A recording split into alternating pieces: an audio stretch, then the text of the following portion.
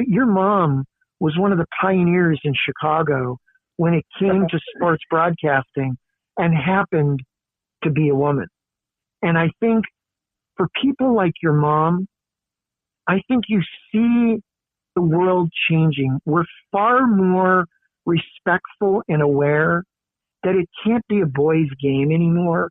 It's time to let the best people in the room, and if they happen to be a woman, so be it. But I think the great thing, Jason, is that she checks a lot of boxes.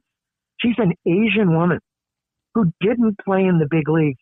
That was such a stigma 20 years ago. Oh, you didn't play in the big leagues. My gosh, I heard it. Well, now I think young women wake up and they say, there's somebody who looks like me in that role. And until today, really until Friday, no one ever saw anyone looking like them in that role. And that's 51% of the world's population. Now suddenly, this Asian American woman is the general manager of the Miami Marlins.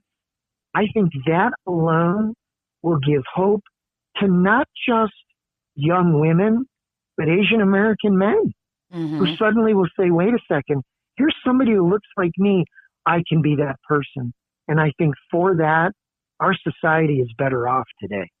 I have said that for so many years, that all it takes is seeing one person that looks like you in an industry to say, oh my gosh, that's it. I'm going to do this. Okay, I want to do this. And that's what it took for me. And Dan, you are so right. The number of people that she is going to affect in the future generations.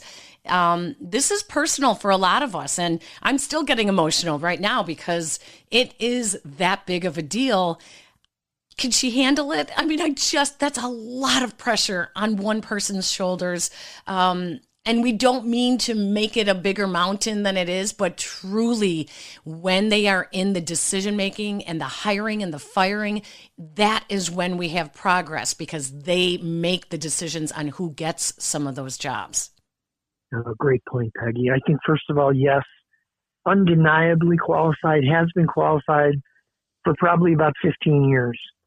I remember sitting at our pool in Los Angeles with our feet in the water, and she had just been denied one of those opportunities. And I said to her, listen, your time's going to come.